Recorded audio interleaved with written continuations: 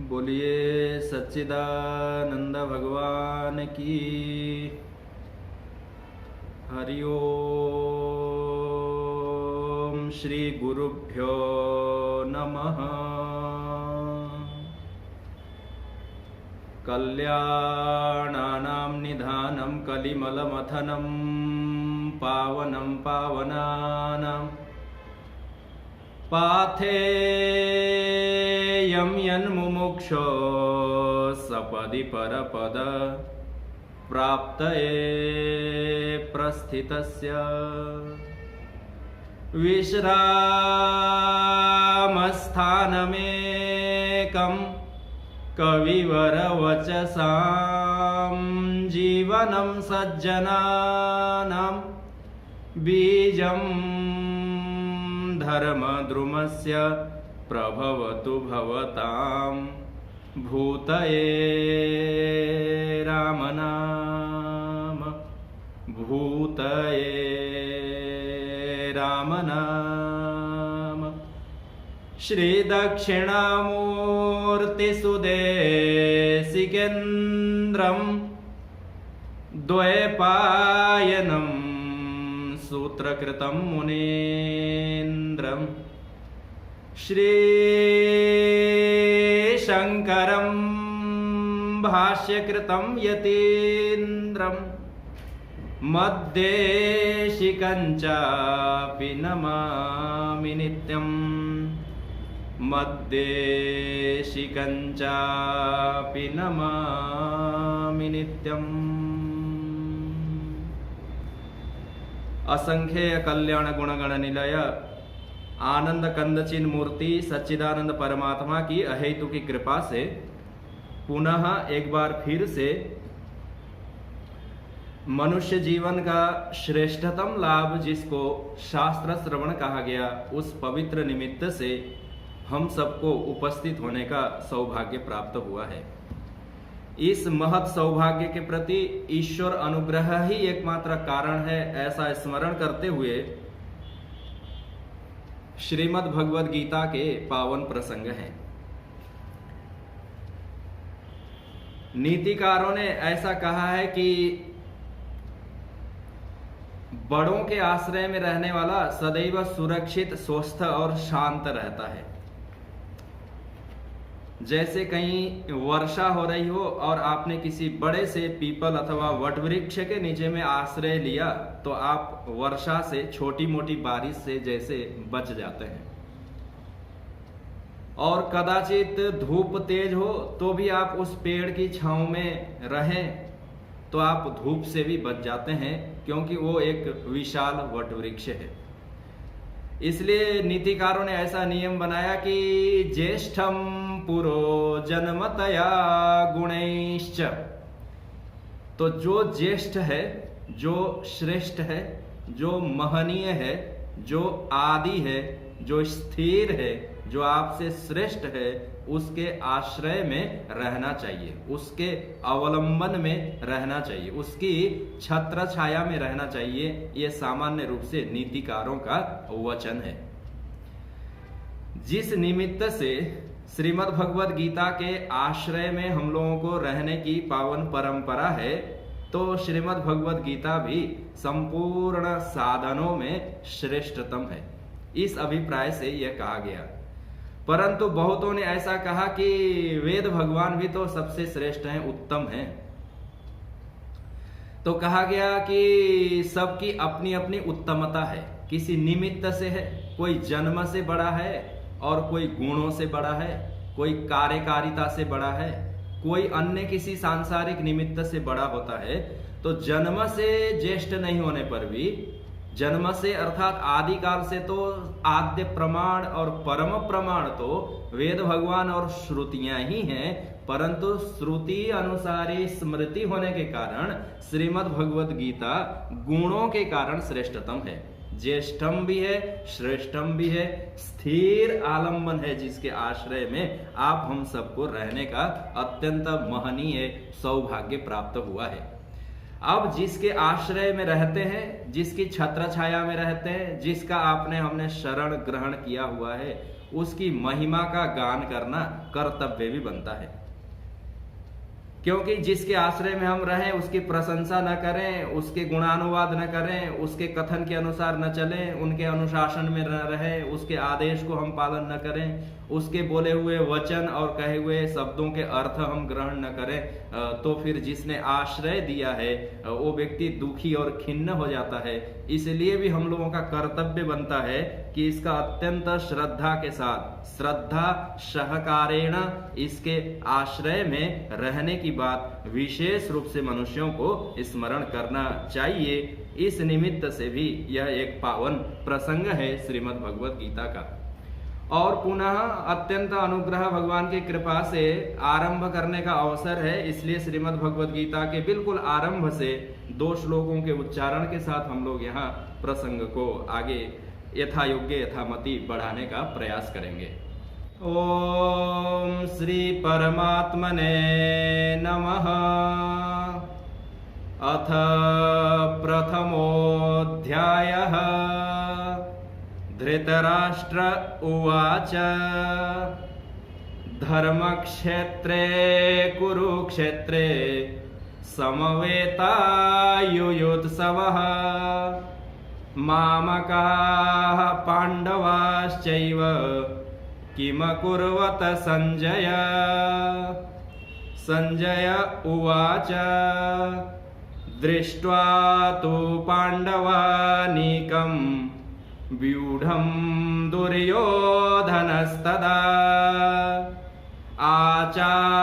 आचार्यमुपसंगम्य राजा वचनमब्रवीत्। इस प्रकार से श्रीमद् भगवत गीता का आरंभ है। परंतु आचार्यों ने ऐसा कहा कि यह जो श्रीमद् भगवत गीता जिसकी अत्यंत श्री से संपन्न है, भगवान के द्वारा गीत है, परंतु इसका क्या उद्देश्य है, क्या प्रयोजन है, किस निमित्त से है, कहाँ से उत्पन्न है, ये भी बात विशेष रूप से स्मरण करने की बात होती है। इसलिए गीता इत्युक्ते, गीता अर्थात श्रीमद् भगवद गीता इत्युक्ते किम साधनम किम साध्यम, ऐसा कहकर के एक संदेह उपस्थित होता है। यद्यपि भगवान ने भी श्रीमद् भगवत गीता की स्वमुख से अनेक प्रकार की महिमाओं का गान किया है, ठीक है, परंतु श्रीमद् भगवत गीता हमारी परंपरा में आद्य जगत गुरु भगवान शंकराचार्य ने इदम गीता शास्त्रम ऐसा कहकर के श्रीमद् भगवत गीता को शास्त्र ऐसा कहा है। तो प्रश्न ये बनेगा सबसे आरंभ में कि गीता ऐसा कथन करने से क्या है। तो कहा गया कि गीता एक शास्त्र है, जो शास्त्र मनुष्यों को कल्याणार्थ प्रवृत्त कराने के लिए अथवा कल्याणार्थ प्रवृत्त मार्ग से निवृत्त करा करके मोक्ष रूपी परम पुरुषार्थ में संसार से निवृत्ति पूर्वक प्रवृत्त कराने का आदेश है और अनुशासन है। शास्त्र होने के कारण शासनात् शास्त्रम, जो आपको आदेश दे, जो आपके ऊपर शासन करे, जो आपके और हमारे ऊपर हक जताए, आपके और हमें बलपूर्वक उस कर्म में विनियोजित करे, उसका नाम होता है शास्त्र। इसलिए श्रीमद् भगवद गीता भी शास्त्र है। जैसे वेद शास्त्र हैं, पुराण शास्त्र हैं, धर्म शास्त्र है, उसी प्रकार इतिहास के अंतर्गत आने पर भी पंचम वेद के अंतर्गत होने के कारण श्रीमद् भगवद गीता एक शास्त्र है जो आपको और हमको आदेश देता है कि क्या करना है और क्या नहीं करना है।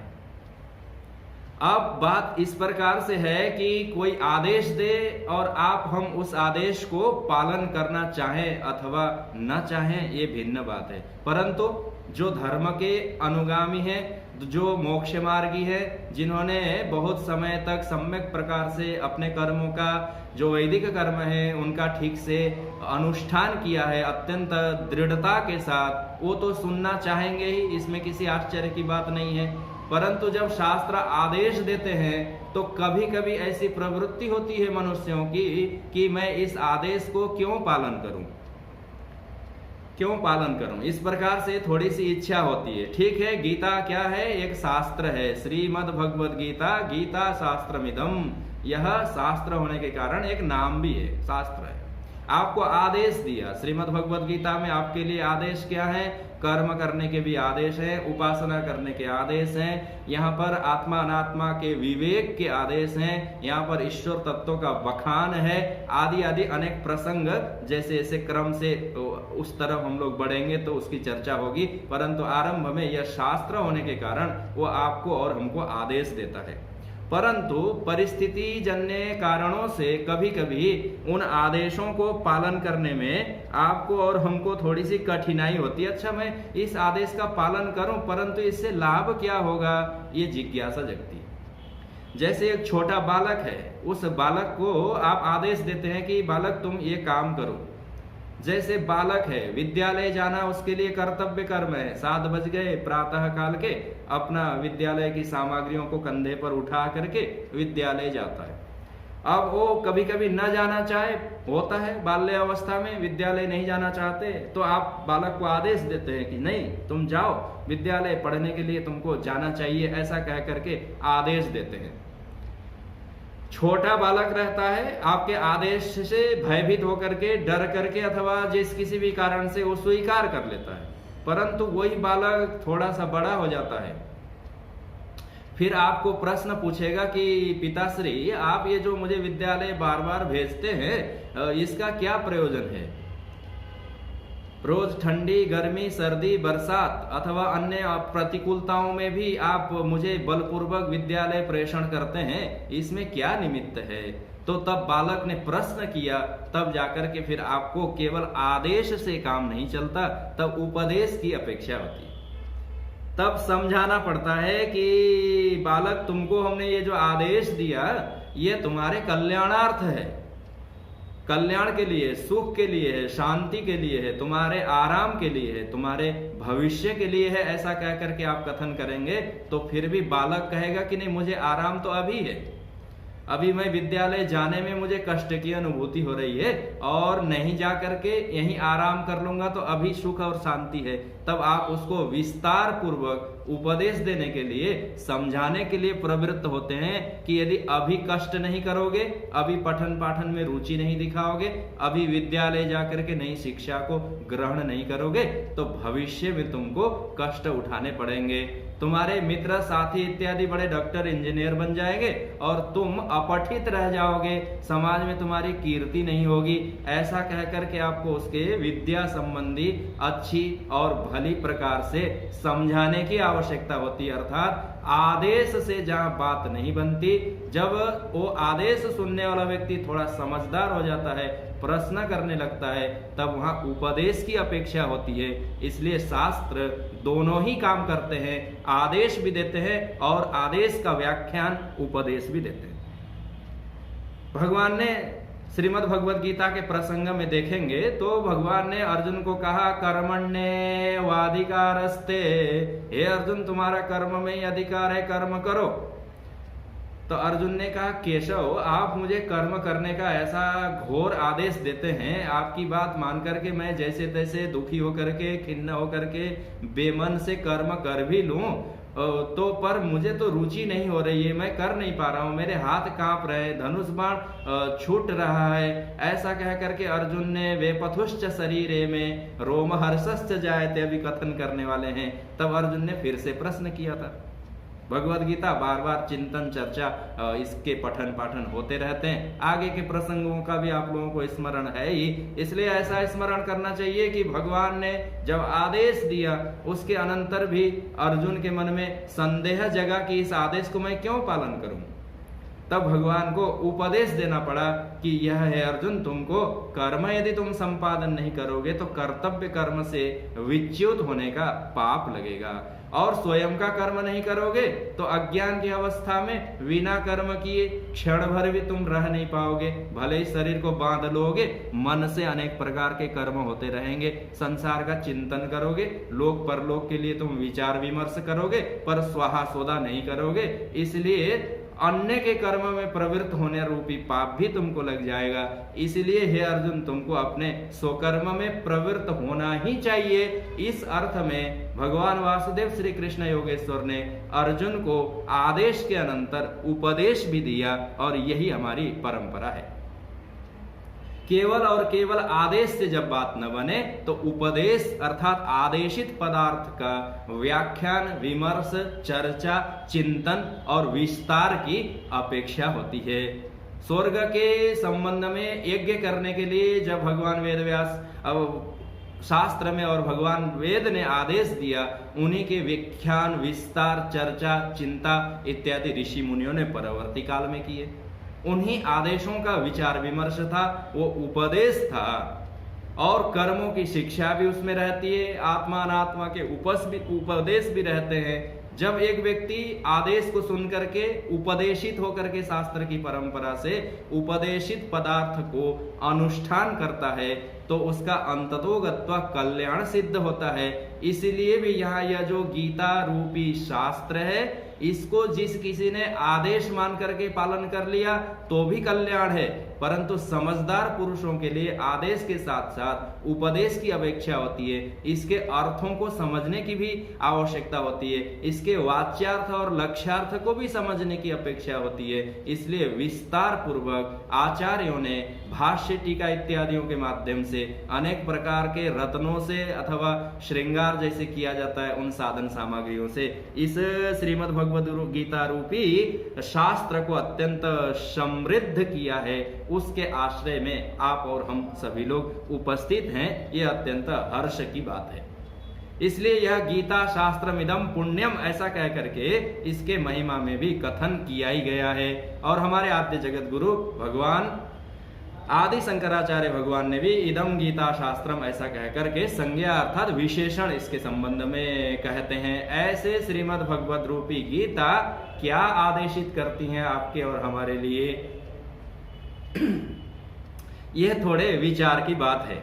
भगवान श्री कृष्ण ने भी कहा कि हे अर्जुन, यह जो भगवद गीता है महिमा में ये बात आई। अच्छा, आरंभिक बात है इसलिए थोड़ी महिमा की भी चर्चा कर लें। भगवान श्री कृष्ण ने स्वयं अर्जुन को कहा कि हे अर्जुन, ये भगवद गीता तुमको हमने उपदेश दिया पहली बार, ऐसी भी बात नहीं है। यह श्रीमद् भगवद गीता तो ज्ञान होने के कारण, वेद के समान उपनिषद होने के कारण, पंचम महाभारत का रत्न होने के कारण यह तो अनादिकाल से सिद्ध है।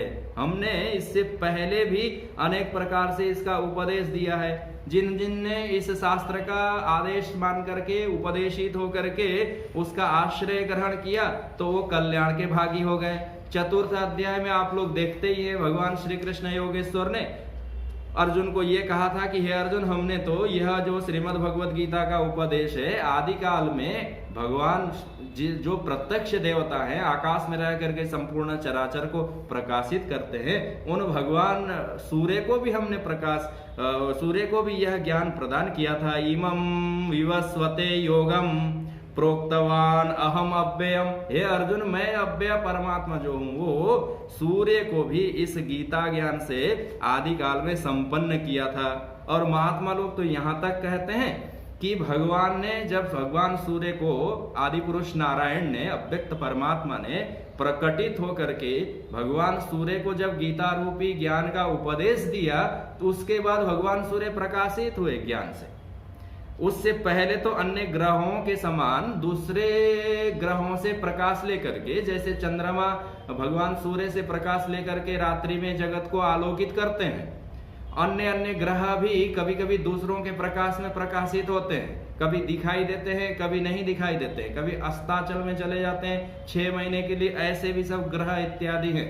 अथवा कोई ग्रह ऐसे हैं राहु केतु के समान, किसी का मस्तक है और किसी के शरीर मात्र है। ऐसे विचित्र प्रकार के ग्रहों की स्थिति और दशा है। भगवान सूर्य की भी उसी प्रकार से दशा थी।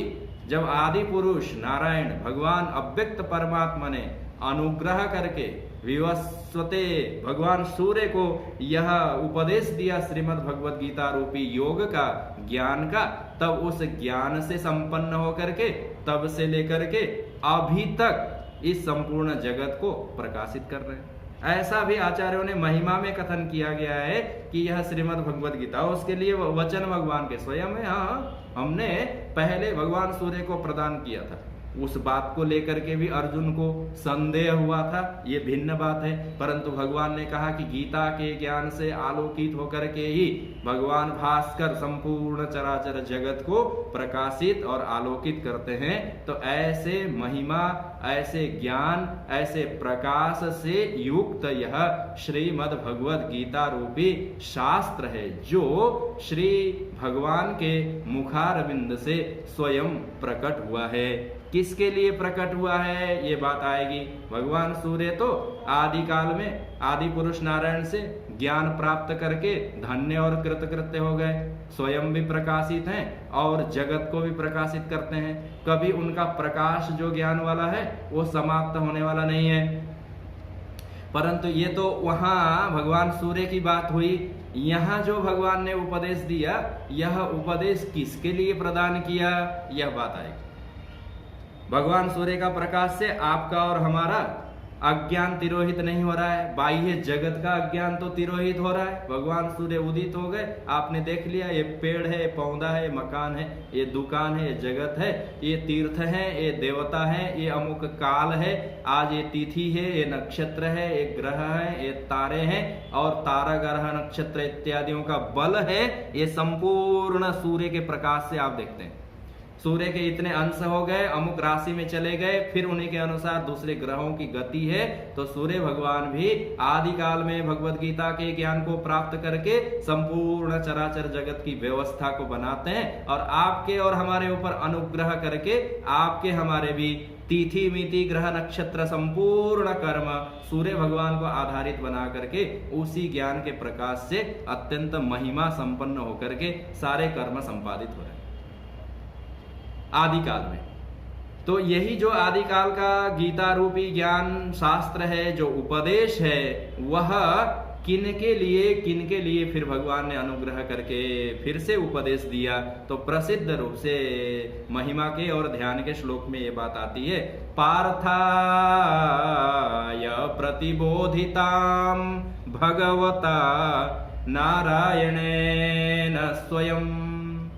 सबसे पहले तो ये बात विश्वास करने की होती है कि जो वक्ता हैं, जो उपदेश देने वाले हैं, जो गुरु हैं, वो आदि पुरुष नारायण हैं। भिन्न भिन्न रूप में दिखाई दे सकता है आपको और हमको।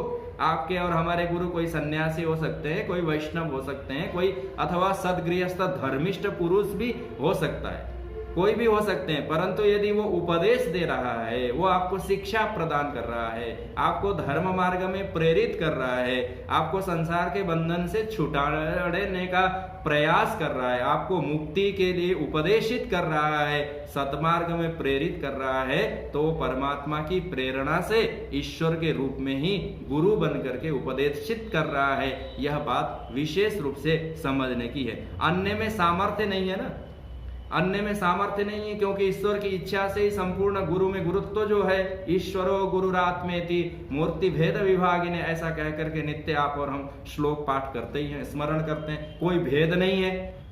भेद इसलिए नहीं है कि परमात्मा ही संपूर्ण चराचर जगत में अव्यक्त रह करके गुरु इत्यादियों के रूप में प्रकट और व्यक्त होकर के इन संपूर्ण शास्त्रों की परंपरा और मर्यादा का आपके और हमारे लिए उपदेश करता है। इसलिए यह श्रीमद् भगवद गीता रूपी जो शास्त्र है, श्रीमद् भगवद गीता रूपी जो शास्त्र है, उसका उपदेश आदि पुरुष नारायण है ना, भगवान नारायण ने अवतार लेकर के जब योगेश्वर श्री कृष्ण बन करके आए हुए थे, उस समय स्वयं परमात्मा थे, उन्होंने उपदेश दिया था। पार्थाय प्रतिबोधिताम भगवता, पार्थ अर्जुन के लिए उपदेश दिया था। आचार्यों ने ऐसा कहा कि हमारे आद्य जगत गुरु भगवान शंकराचार्य ने तो कहा है कि अर्जुन को निमित्त बना करके भगवान ने उपदेश दिया, और इसको यहाँ पर स्मरण किया गया, पार्थाय प्रतिबोधिताम। जो पार्थ है अर्थात जो पार्थिव हैं, जो पृथ्वी से बने हुए हैं, उन मनुष्यों के लिए, उन जड़ में आत्मत्व का आधान करके अत्यंत अल्पज्ञ बने हुए और संसार के पद पदार्थ में लगे हुए जड़मती पुरुषों को प्रतिबोधिताम जगाने के लिए भगवान ने इस श्रीमद् भगवद गीता रूपी ज्ञान का उपदेश दिया था। पार्थ केवल अर्जुन का नाम नहीं है। जिन जिन व्यक्तियों ने भी, जिस जिस जीवात्मा ने भी शरीर पदार्थ जो जड़ से बना हुआ है, जो परमात्मा की प्रकृति जिसको कथन किया गया है अष्ट प्रकार की, जल तेज वायु आकाश और मन बुद्धि अहंकार इत्यात्मक, उससे पंचभूत से 8 पदार्थों से बने हुए जड़ देह में, पार्थिव पदार्थों में, इनके द्वारा बने हुए निर्मित किए गए शरीर में आत्मा मान करके जो बैठे हुए हैं, इसी को मैं ऐसा मानते हैं अथवा मेरा ऐसा मानते हैं, ऐसे पार्थिव बुद्धि वालों को, जड़ को चेतन करने के लिए भगवान श्री कृष्ण योगेश्वर ने, नारायण ने इस गीता रूपी ज्ञान को अर्जुन को सुनाया था। अर्जुन अर्थात पार्थ, जो पृथा के पुत्र है, जड़ प्रकृति से उत्पन्न हुए हैं, इस अर्थ में भी ग्रहण कर सकते, अथवा जिन्होंने चेतन होते हुए भी, परमात्मा का अंश होते हुए भी, ईश्वर ही होते हुए भी, जिसने जड़ के साथ संबंध करके अपने को पार्थिव मान लिया है, अज्ञान की निद्रा में जो सोया हुआ है, जो संसार के पद पदार्थों के साथ संबंधित होकर के इन्हीं को अपना सगा मान लिया है, ऐसे पार्थ के लिए भगवान श्री कृष्ण ने जड़ में चेतनत्व जगाने के लिए, जीव को ब्रह्म बनाने के लिए, अज्ञानी को ज्ञानी बनाने के लिए, अल्प को महत बनाने के लिए, परिच्छिन्न को संपूर्ण विधि निषेधों से ऊपर ले जाकर के अपरिच्छिन्न और अनंत परमात्मा बनाने के लिए यह श्रीमद् भगवद गीता अर्जुन को जगाने के लिए भगवान ने उपदेश दिया। पार्थाय प्रतिबोधितां भगवता नारायणेन स्वयं। परंतु भगवान ने अर्जुन को उपदेश दिया, चुपचाप अर्जुन ने उपदेश ग्रहण किया, वो ब्रह्म बन गए। भगवान के द्वारा उपदेशित होने पर नष्टो मोह स्मृतिर्लब्धा, अर्जुन ने कहा हे परमात्मा, हमने अपने आत्म स्वरूप की स्मृति को प्राप्त कर लिया, जड़त तो हमने छोड़ दिया, अहमता ममता हमारी चली गई, हाँ हाँ हाँ मुझे याद आ गया, मैं आपका सखा हूं, ऐसा कह करके अर्जुन ने स्मरण किया था। उतने से ही बात नहीं बनती, अर्जुन उपदेश चुपचाप सुन लेते। रत्न पाने के बाद हीरा पायो गांठ गठी आयो, जिसने पाया उसने रख लिया, ऐसा करते तो फिर आपको और हमको ये गीता शास्त्र प्राप्त नहीं होता। इसलिए भगवान वेदव्यास ने तत्काल उसको ग्रहण कर लिया। भगवान श्री कृष्ण के द्वारा जो उपदेशित उपनिषद रूपी गीता शास्त्र है, इसमें आदेश है, इसमें उपदेश है, इसमें व्याख्यान है, इसमें परमात्मा आत्मा के स्वरूप का कथन है, इसमें कर्तव्य कर्म भी है, अनेक रत्नों से गुंफित है। उसको भगवान वेदव्यास महर्षि ने देख लिया, हाँ हाँ ये तो अत्यंत श्रेष्ठ उपदेश है, ये रत्न है, ऐसा जान करके व्यासेन ग्रथिताम पुराण मुनिना मध्ये महाभारतम। भगवान महर्षि वेदव्यास जो परमात्मा के 24 अवतारों में से एक अवतार है, भगवान ने अनुग्रह करके झटपट महर्षि वेदव्यास बन करके इन उपदेशों को तत्काल गुंफित कर लिया और श्री महाभारत के अंतस में ले जा करके छुपा दिया, रख दिया। कभी कभी जब चित्त व्यग्र हो, कभी कभी जब अशांत हो, कभी जब संसार से आप दुखी हो, जब अभावग्रस्त हो, संसार से वैराग्य होने को हो, अथवा पीड़ित हो, जिस किसी भी निमित्त से जब आप देखेंगे कभी पलट करके रामायण, कभी महाभारत, कभी शास्त्र, कभी उपनिषद, तो फिर आपको उसके अंतस में ये दिखेगा। जिन्होंने श्रद्धा भक्ति पूर्वक, गुरूपसक्ति पूर्वक इस उपदेश को श्रवण कर लिया, वो तो धन्य और कृतकृत्य हैं। जिन्होंने केवल ग्रंथ खरीद करके घर में रखा हुआ भी है, तो भी वो कभी खोल करके देखेगा, तो भगवान महर्षि वेदव्यास के द्वारा श्रीमद् पंचम वेद महाभारत के अंतस में बीचों बीच ले जाकर के ग्रथिताम, अत्यंत सुंदर तरीके से भगवान के वचनों को रस छंद अलंकार से युक्त करते हुए उपदेश को ग्रथन करके महाभारत के अत्यंत भीतर रहस्यात्मक तरीके से मध्य महाभारतम, महाभारत के मध्य में भगवान महर्षि वेदव्यास जी ने इसको छुपा करके रखा।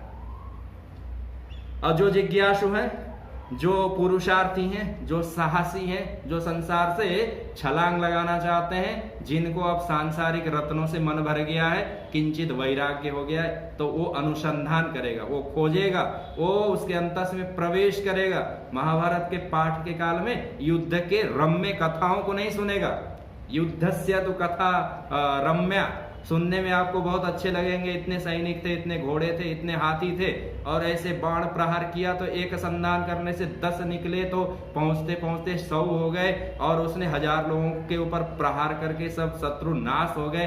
ऐसे युद्ध की कथाओं को सुनने में अत्यंत आपको हर्ष होगा, रुचिकर लगेगा। परंतु कोई ऐसा पुरुष होगा, कोई आचार्य होगा, कोई सूक्ष्मदर्शी होगा, जो अंतःकरण से युक्त, निर्मल अंतःकरण से युक्त होगा, वो झट से महाभारत के पठन के काल में भी देख लेगा, हो यहाँ तो गीता रूपी ज्ञान गंगा और अमृत यहाँ पर रखा हुआ है, ऐसा जान करके उसको ग्रहण कर लेगा।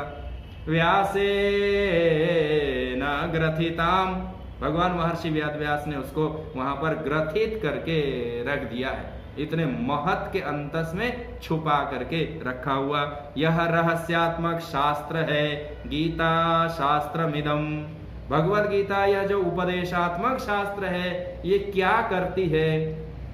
भगवान ने उपदेश दिया तो आचार्यों ने कहा कि अद्वैत अमृतवर्षिणी, यह जो गीता रूपी शास्त्र है वह अद्वैत रूपी अमृत को सदैव निरंतर प्रवाहित करने वाला ज्ञान गंगा है। अद्वैत रूपी अर्थात जीव परमात्मा की एकता का, एकम सद्विप्रा, एक सत्यम ज्ञानम अनंतम ब्रह्म इत्यादि कह करके जो संपूर्ण जगत का आधार है, जो अधिष्ठान है, जो परमात्मा है, जिसको आप और हम बोलचाल की भाषा में भगवान ऐसा कहते हैं। परमात्मा जिसको कहा जाता है, जो आत्मा ही है, जिसको ब्रह्म ऐसा कह करके वेद और श्रुतियां उद्घोष करती हैं, सबसे बड़ा होने के कारण आप और हम भगवान कहते हैं। वही जो परमात्मा ही है संपूर्ण चराचर जगत में एक तात्विक सत्ता, ऐसे अद्वैत परमात्मा के गुणानुवाद रूपी अथवा स्वरूप कथन रूपी अद्वैत रूपी अमृत को वर्षण करने वाली भगवती श्रीमद् भगवद गीता ग्रंथ है, भगवान का उपदेश है, ये शास्त्र है, अर्जुन के लिए है, आपके और हमारे लिए है। अद्वैतामृतवर्षिणीं भगवतीं, कितने हैं तो कहे 18 अध्यायिनीं, इसमें 18 अध्याय है, 18 अध्याय प्रसिद्ध है, सभी लोग जानते हैं, प्राय बहुतों को ये कंठस्थ और मुखस्थ ये होना ही चाहिए। ये आपकी और हमारी श्रुति होने के कारण, उपनिषद के मंत्र होने के कारण, शास्त्र होने के कारण, और ये भगवान के वचन होने के कारण अम्ब अर्थात आपकी और हमारी जननी के समान माता है। अद्वैत रूपी अमृत को वर्षण करने वाली, जैसे एक माँ अपने बालक को स्वयं भूखे रह करके भी अपने बालकों का भरण पोषण करती है, उनके लिए अच्छे अच्छे अन्न का संग्रह करती है, परिश्रम करती है, स्वयं को मिले हुए अन्न भी ले आकर के वो अपने संतान संतति का पालन पोषण करती है। अच्छा, छोड़ दें मनुष्यों को, तो पशु पक्षियों में भी देख लें, एक पशु की माँ अथवा एक चिड़िया जिसके 2-3 बालक घोंसले में प्रतीक्षारत हैं, ऐसी एक चिड़िया भी जगह जगह जा करके दाने चुग करके ले आ करके, कैसे उन दानों से जो अभी उड़ने में अशक्त हैं, जिनके अभी पर नहीं निकले हैं, पंख से रहित हैं, ऐसे छोटे बालकों का भरण पोषण करती है। जिस प्रकार से माँ होने के कारण, जिस प्रकार से ममतामयी माँ होने के कारण, चाहे वो पशु पक्षी में हो, मनुष्यों में हो, इतर योनियों में भी हो, तो अपने संतान संतति का अत्यंत ध्यान रख के कृपा, वात्सल्य इत्यादि और स्नेह के गुणों से युक्त होकर के उसको संवर्धन करती है, पुष्ट करती है, बलशाली करती है और सदैव उसके संरक्षण में तत्पर रहती है। तद्वद यह श्रीमद् भगवद गीता रूपी आपकी और हमारी अद्वैत रूपी अमृत को वर्षण करने वाली श्रीमद् भगवद गीता भी ममतामयी जननी के समान है। इसलिए आपका और हमारा कर्तव्य है, एक सतपुत्र के समान, एक आज्ञाकारी बालक के समान, एक धर्म का अनुष्ठान करने वाले धर्मशील पुरुष के समान माता पिता को देवता मान करके पूजन करना चाहिए। जैसे एक आज्ञाकारी बालक अथवा धर्मिष्ठ पुरुष माता पिता के शिक्षा से शिक्षित और अनुशासित एक बालक माता पिता के वृद्धावस्था में उनके संपूर्ण सुख दुखों का भार अपने कंधों पर उठा लेता है और उनको प्रसन्न करता है। मातृदेवो भव पितृदेवो भव ऐसा जान करके जगत में वो अपने सत्कर्मों को संपादन करता है। जैसे तद्वद यह श्रीमद् भगवद गीता रूपी आपकी और हमारी जननी जो आपके और हमारे ऊपर सदैव अमृत रूपी महत तत्व को, अमृत रूपी अद्वैत को, अमृत रूपी मोक्ष को प्रदान करने के लिए निरंतर तत्पर है। इसके प्रति आपको और हमको सबको अत्यंत कृतज्ञ रहना चाहिए और इनका ही अनुसंधान करना चाहिए। अम्ब त्वाम अनुसंदधामि भगवत गीते भवद्वेषिणीम। केवल अमृत वर्षण करती है ऐसी बात नहीं है। अमृत तो राहु केतु ने भी पान कर लिया था और पान करके वो भगवान श्री आदि पुरुष नारायण के चक्र से छेदन होकर के दो भाग में हो गए थे। तो ये भगवत गीता रूपी ज्ञान गंगा अमृत वर्षण केवल नहीं करती है, यह तो अमृत पिलाने के साथ साथ में, ज्ञानोपदेश करने के साथ साथ में आपके और हमारे अनादिकाल से अज्ञान और तज्जनित सकल शत्रुओं को नाश करने के लिए भी तत्पर रहती है। श्रीमद् भगवद गीता यह ऐसी जननी आपकी और हमारी है जो अज्ञान रूपी शत्रु को देखते ही तत्काल नाश करने के लिए तत्पर रहती है। जैसे आपने पशुओं के झुंड में देखा होगा कि एक गाय है और उसका सुंदर सा बछड़ा है, अभी अभी छोटा है, 2-4 महीने का है, और कोई व्यक्ति उसके तरफ कुदृष्टि डाले, लाठी डंडे से प्रहार करने का प्रयास करे, तो गाय भैंस अपनी पूंछ को सीधा करके सींग से उस व्यक्ति को प्रहार करने के लिए दौड़ करके तत्पर होके आती।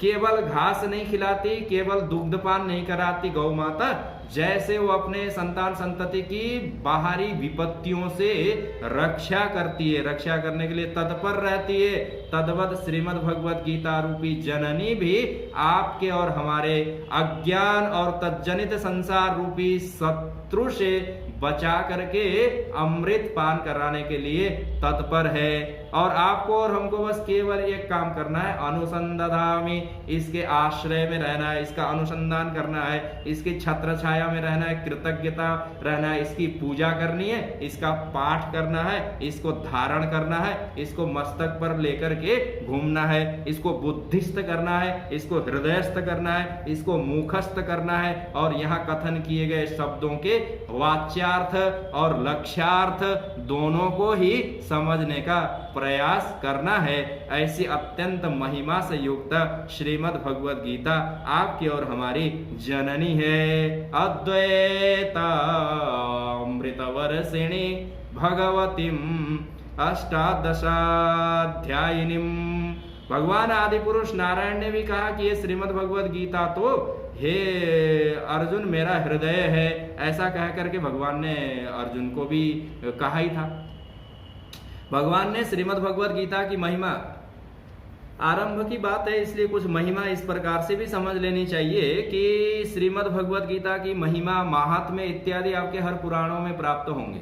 एक जगह छोटा सा इस प्रकार से संवाद प्राप्त होता है कि आदि काल में एक बार शेषशाही भगवान नारायण विश्राम कर रहे थे और महालक्ष्मी उनके पाद सेवन कर रही थी और चरण दबा रही थी, परंतु भगवान आदि पुरुष नारायण शेषशाही होकर के बीच बीच में झपकियां ले रहे थे। अर्थात इधर लक्ष्मी जी सेवा कर रही हैं चरणों के पास बैठ करके, और उधर भगवान नारायण वो बार बार अपने नेत्र मूंद लेते थे। तो लक्ष्मी जी को संदेह हुआ कि अरे मैं यहाँ आपके सम्मुखीन होकर के चरणों में बैठ करके दासी के समान आपकी सेवा कर रही हूँ, आपके पदों की चरणों की सेवा कर रही हूँ, और आप बार बार सो जाते हैं। ऐसा कह करके माँ लक्ष्मी ने उनको उलाहना दिया था। तो भगवान ने कहा कि नहीं नहीं ठीक है, मैं सो नहीं रहा हूं, परंतु व्यवहार में भी ऐसा होता है कि आप किसी को कुछ अच्छा सा खिलाएं पिलाएं सत्कार करें और सामने वाला व्यक्ति ऊँघने लग जाए अथवा अपने नेत्र इत्यादि बंद कर ले, आलस्य में चला जाए, तो आप और हम भी कहेंगे कि ये क्या बात है, मैं इतनी अच्छी बात सुना रहा हूँ और आप सो रहे हैं। ऐसा होता है हम लोगों के साथ, तो ये विशेष रूप से होता है। कथाओं में सुनते सुनते सुनते श्रोता सो जाते हैं, कभी कभी ऐसा होता है। क्योंकि एकाग्र हो गया मन, संसार थोड़ा सा विस्मरण हुआ, चित्त में थोड़ी प्रशांति से आ गई, देह इंद्रिय इत्यादि थोड़ी देर के लिए बैठ गए तो शांति के कारण वो तंद्रा में चला जाता है। अभ्यास होता तो समाधि में चला जाता है, एकाग्र होता, परंतु निद्रा रूपी वृत्ति में चला जाता है। तो लक्ष्मी जी भी थोड़े थोड़े पैर संवहन कर रही थी, सेवा कर रही थी, और भगवान आदि पुरुष नारायण बार बार नेत्र मूंद लेते थे। जगा करके वो पूछती थी कि सो तो नहीं रहे हो? भगवान ने कहा नहीं सो रहा हूं। जब 3-4 बार इस प्रकार से घटना हो गई तो ये महिमा और महात्म्य कथन में आया हुआ है। 3-4 बार जब इस प्रकार से घटना हो गई तो लक्ष्मी जी ने कहा कि नहीं, तुम पक्का सो रहे हो और मुझे कहते हो कि नहीं सो रहा हूं, बस आंख मूंद लिया था मैंने। क्या कारण है, क्या तुम्हारा प्रयोजन है? सो रहे हो तो फिर आप निद्रा में ही चले जाओ, अभी भगवान जगे हैं कार्तिक एकादशी के दिन। उत्तिष्ठ तिष्ठ गोविंद, उत्तिष्ठ गरुड़ ध्वज इत्यादि कह करके जगाया गया है। तो लक्ष्मी जी ने प्रयास किया जगाने का, पर भगवान बार बार सो रहे थे।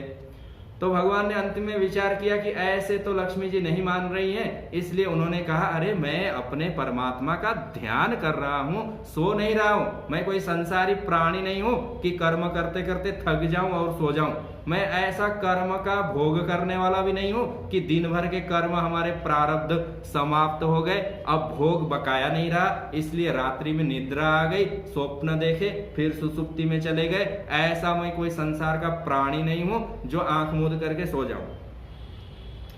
सोने जागने की उसको आवश्यकता पड़ती है जो संसार के कर्म और फल को भोगते रहते हैं। दिन भर के प्रारब्ध समाप्त हो गए, फिर जाकर के उसको सोना पड़ता है, क्योंकि नए कर्म आपको अब कुछ घंटे बाद, रात्रि के बाद फल प्रदान करेंगे। कभी कभी नींद नहीं आती क्योंकि अभी प्रारब्ध शेष है तत्काल का, तात्कालिक रूप से। तो भगवान आदि पुरुष नारायण ने कहा, मैं कोई संसारी प्राणी नहीं हूं कि कर्मों के फल भोगने के लिए निद्रा रूपी वृत्ति में चला जाऊंगा। मैं तो अपने इष्ट का, अपने परमात्मा का, अपने देवता का, अपने ईश्वर का चिंतन कर रहा हूं, ध्यान कर रहा हूं। ऐसा कह करके जब आदि पुरुष ने कहा तो लक्ष्मी जी को संदेह हुआ, विश्वास नहीं हुआ। उन्होंने कहा कि अरे संपूर्ण चराचर जगत तो तुम्हारा ध्यान करते हैं, विष्णवे प्रभ विष्णवे, ऐसा कह करके नमोस्तनंताय सहस्र मूर्तये, ऐसा कह करके सहस्र शीर्षा पुरुष, ऐसा कह करके तुम्हारे गुणानुवाद करते हैं, ध्यान लगाते हैं, धारणा में बैठते हैं, मंत्र जपते हैं, स्वाहा स्वधा करते हैं।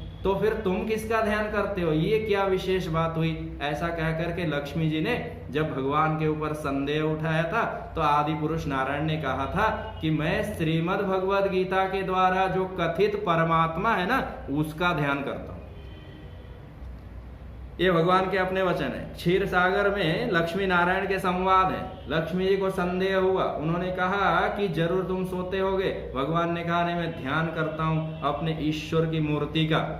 लक्ष्मी जी ने कहा कि हमको भी वो ध्यान बताओ, और जिस ध्येय पदार्थ जिसका ध्यान करते हो उसका कोई नाम बताओ, उसका कोई रूप बताओ, उसका गुण बताओ। तो भगवान ने लक्ष्मी जी को कहा कि उसके लिए तो संपूर्ण गीता श्रवण करना पड़ेगा, और उस गीता के द्वारा जो लक्ष्यार्थ के रूप में कथन किया गया, वाच्यार्थ नहीं, उसका जो शब्दार्थ नहीं, उसका पदार्थ नहीं, उसके द्वारा जो बोध कराना चाहते हैं, जो वास्तव में परमात्मा है, जो आदि और अंत से रहित है, जो सबका आधार और अधिष्ठान है, जो निर्विशेष है, जो निर्गुण है, परंतु भक्तों के ऊपर अनुग्रह करने के लिए सोपाधिक होकर के, माया विशिष्ट होकर के ईश्वर बनता है और अनेक प्रकार की लीलाओं को संपन्न करता है। ऐसे परमात्मा का मैं ध्यान कर रहा हूं।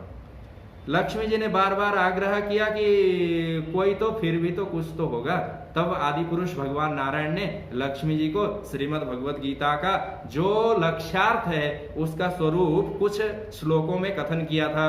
भगवान विष्णु ने कहा था, हे लक्ष्मी, मैं जिस ईश्वर का ध्यान करता हूं ना, वो निर्विशेष है, ऐसे तुम नहीं समझ पाओगी, परंतु वो निर्विशेष होने पर भी यह श्रीमद् भगवद गीता के अंतिम के जो 5 अध्याय हैं, वो 5 अध्याय जिसके मुख हैं, ऐसा भगवान नारायण ने कहा था। भगवान ने नारायण ने कहा कि जो श्रीमद् भगवद गीता के पंचाध्याय अनुक्रमात जो 5 अध्याय हैं अंतिम के, वो जिस परमात्मा के मुख हैं, उस परमात्मा का मैं ध्यान करता हूं। अच्छा बताइए, 5 मुख वाले देवता कौन है? 5 मुख वाले, 6 मुख वाले, 4 मुख वाले, सहस्र मुख वाले, अनंत मुख वाले, तो प्रसिद्ध बात यह है कि पंचमुख सद्यो जातम प्रपद्यामि इत्यादि कह करके देवादिदेव महादेव भगवान शंकर के 5 मुख हैं। वक्त्राणि पंचजानीहि पंचाध्यायननुक्रमात्। भगवान विष्णु ने लक्ष्मी जी को कहा कि हे लक्ष्मी जी, जिस देवता के, जिस परमात्मा के 5 मुख हैं उनका मैं ध्यान करता हूं। अंतिम के 5 अध्यायों के द्वारा जिसका लक्ष्य किया गया है, जिसको लक्ष्यार्थ के रूप में कथन किया गया है, ऐसे पंचमुख वाले। और उससे आप नीचे चले आएंगे 18, 17, 16, 15 और 14, ये जो 5 अध्याय हैं वो 5 अध्याय जिस भगवान आदि भगवान शंकर भोलेनाथ के मुख हैं पंचमुख। और उससे नीचे के जो अध्याय हैं 14 से लेकर के 4 अध्याय तक के 10 अध्याय जिनके 5 मुख होंगे तो 10 हाथ होंगे। वक्त्राणि पंचजानीहि, 5 मुख है लक्ष्मी जी आप जानिए। पंचाध्याय अनुक्रमात्, उल्टे क्रम से जो 5 अध्याय है वो परमात्मा भगवान शंकर शिव जो सदाशिव है, जो भोलेनाथ हैं, जो कैलाशवासी हैं, उनके मुख हैं। और 10 अध्यायान, ये जो 10 अध्याय उससे पहले के हैं वो हाथ के समान हैं। और जो तृतीय अध्याय है वो तृतीय अध्याय कर्मात्मक होने के कारण श्रीमद् भगवत गीता का, उस जिस परमात्मा का मैं ध्यान करता हूं उसका उदर है अर्थात पेट है। संपूर्ण प्रपंचात्मक जगत कर्म बीजात्मक होने के कारण, सबको उदरस्थ करके बैठा हुआ होने के कारण यह जो तृतीय अध्याय है वो परमात्मा का उदर है। और प्रथम और द्वितीय अध्याय जो है वो आदि पुरुष जो परमात्मा जिसका मैं ध्यान करता हूं उसके द्वे पदाम्बुजे, चरण कमल, पैर तो 2 होंगे, हाथ भले ही 10 हैं, मुख 5 हैं, तो पंचमुख से संपन्न 10 हाथों से युक्त एक उदर जिसमें संपूर्ण सृष्टि को प्रलय के काल में अपने उदरस्थ करके बैठने वाला जो रुद्र है, जो परमात्मा है, जो शिव है, जो सदाशिव है, ऐसे परमात्मा का एवं 18 इन संपूर्ण अष्टाध्यायात्मक 18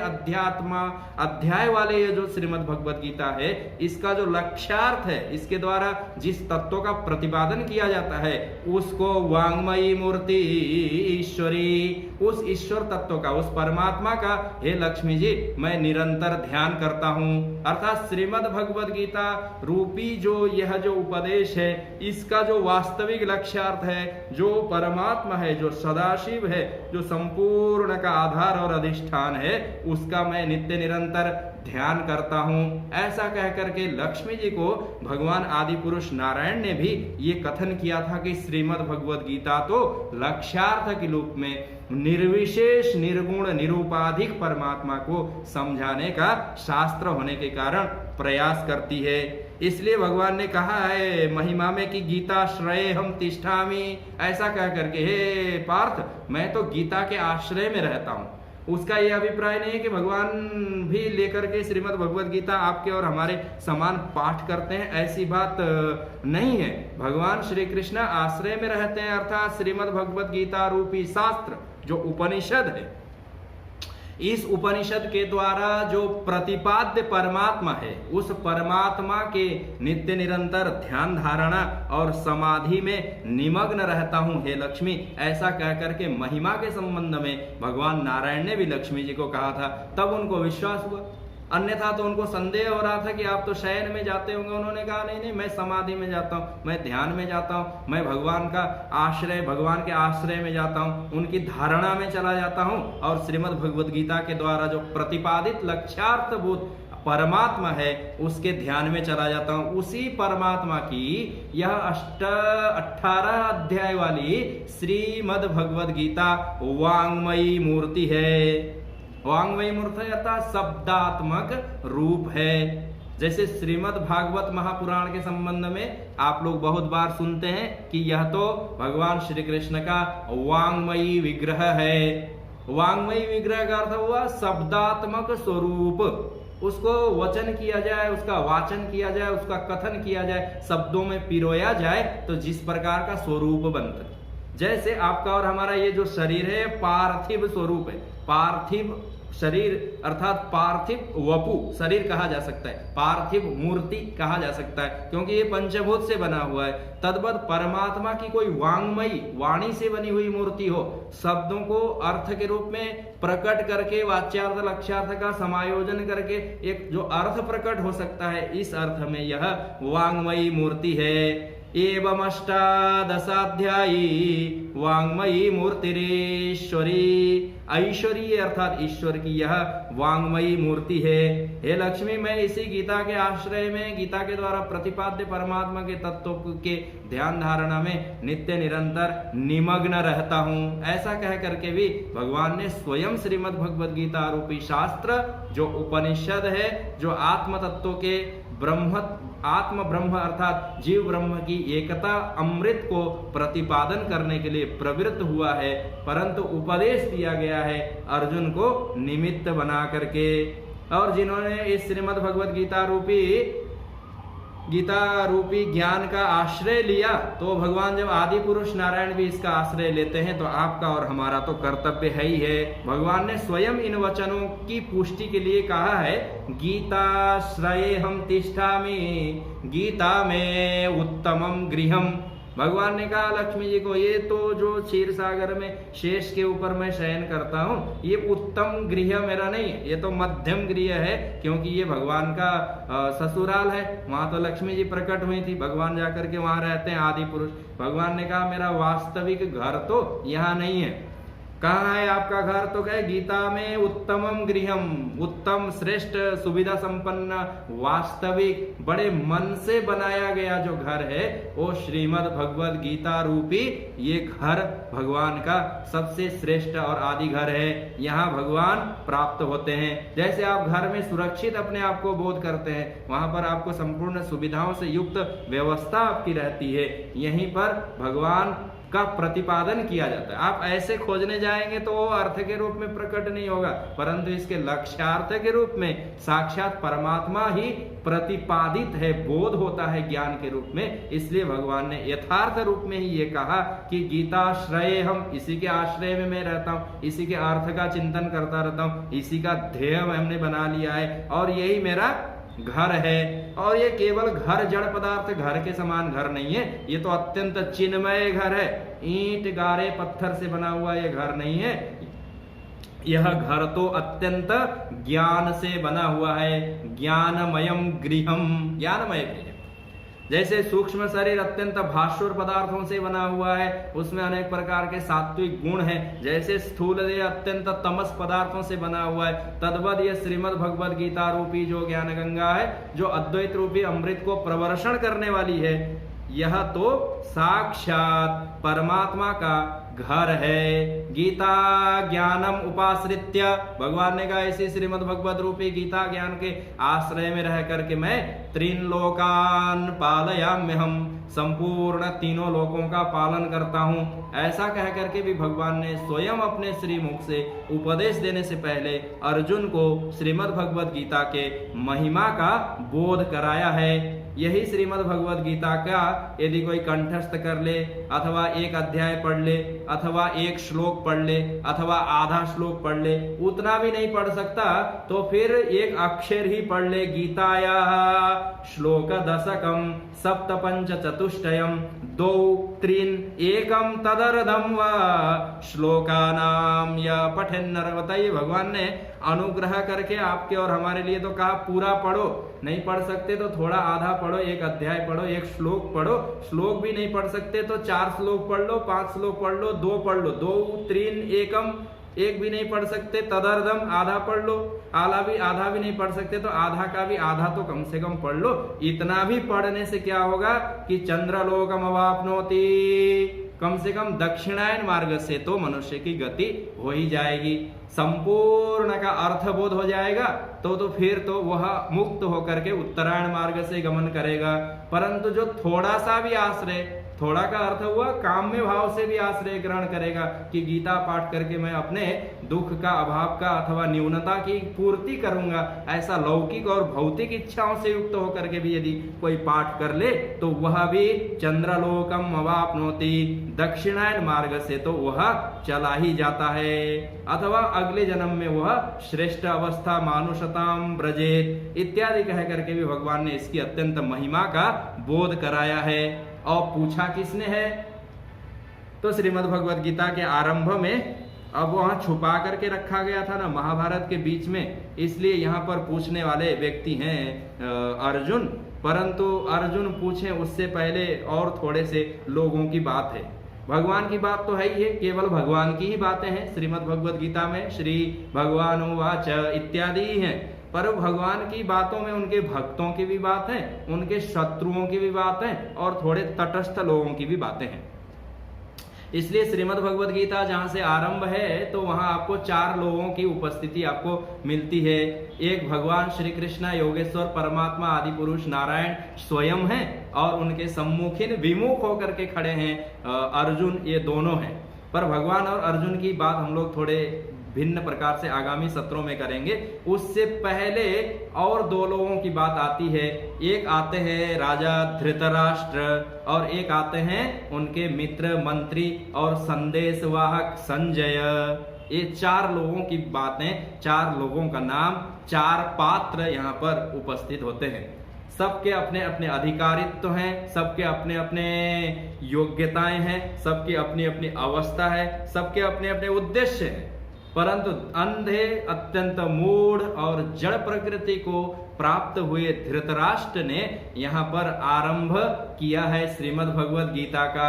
यद्यपि उपदेश तो थोड़े आगे से हैं, भगवान ने कथन किया है अर्जुन के लिए, परंतु उपदेश से पूर्व की अवस्था में अत्यंत अंधकार में पड़े हुए धृतराष्ट्र ने अपने मित्र और सखा संजय को पूछा है। और यही बात है, जो ज्ञानी है उसको तो पुनः ज्ञान की क्या अपेक्षा है? घड़ा भरा हुआ है, फिर उसमें आप पानी डालेंगे तो व्यर्थ ही है। प्रकाश से भरे हुए आदित्य भास्कर है, भगवान सूर्य हैं, उनको दीपक दिखाएंगे, व्यर्थ ही है, कोई प्रयोजन नहीं, कोई उसमें वर्धन नहीं है। जो पहले से ज्ञान संपन्न है उसके लिए तो निष्प्रयोजनी है, क्योंकि वो तो पहले से ही आत्मा ही है। परंतु जो अज्ञानी है, जो जड़ है, जो संसार में है, जो देह में है, जिसके नेत्र भी फूट गए हैं, देख नहीं पाता संसारिक पदार्थों को, उसी को तो ज्ञान की आवश्यकता रहेगी ना। वही तो प्रश्न पूछेगा कि बताओ बताओ क्या है, मैं तो देख नहीं पाता परमात्मा को। ऐसा कह करके अत्यंत अंधे, ज्ञान की दृष्टि से भी रहित, चर्म चक्षु से भी हीन राजा धृतराष्ट्र के नाम से यहाँ पर श्रीमद् भगवद गीता का आरंभ है। पुनः श्लोकों का एक बार उच्चारण हम लोग देख ले। धृतराष्ट्र उवाच धर्म क्षेत्रे कुरुक्षेत्रे समवेतायुयुत्सवः मामकाः पांडवाश्चैव किमकुर्वत संजय। राजा हैं धृतराष्ट्र, इनके स्वभाव, इनके संस्कार, इनके चरित्र, इनके मनोभाव, इनकी दशा एक जीवात्मा की अवस्था की दृष्टि से तुलना करके भी समझने की आवश्यकता और अपेक्षा है। अत्यंत नेत्र से हीन होने के कारण उन्होंने आए हुए संजय को पूछा, और संजय भी भगवान का समाचार लेकर के उस महाभारत का युद्ध जहां पर हो रहा था उसको लेकर के आए हुए थे राजा के पास सूचना और संदेश देने। अब राजा के कैसे कैसी मनोदशाएं हैं, क्या क्या प्रश्न है, क्या भीतर उनका भाव है और क्या वो बाहर पूछते हैं। फिर संजय उनके पूछे के अनुसार उत्तर देते हैं अथवा अलग प्रकार की उत्तर देते हैं। ये सारी बातों की भी यहाँ आरंभ में चर्चाएं हैं। आचार्यों ने बहुत इसका मंथन, विचार, चिंतन और चर्चाओं को करके शास्त्रों के रूप में गुम्फित करके रखा हुआ है। हम लोग भी यथायोग्य समय, यथायोग्य मति, यथायोग्य अवकाश के अनुसार यथकिंचित तरीके से कालक्षेप अर्थात इस समय का सदुपयोग करके परमात्मा के गुणानुवाद करने का अगले अगले सत्रों में भी फिर से प्रयास करेंगे। आज के सत्र को हम लोग यहाँ समय की मर्यादा को देखते हुए इस प्रकार से श्लोक के उच्चारण के साथ विश्राम देते हैं। धृतराष्ट्र उवाच धर्मक्षेत्रे कुरुक्षेत्रे समवेतायुयुत्सवः मामकाः पांडवाश्चैव किम कुर्वत संजय। बोलिए सच्चिदानंद भगवान की, सद्गुरुदेव महाराज की, काशी विश्वनाथ महादेव की। ओम नमः पार्वती पतये हर हर महा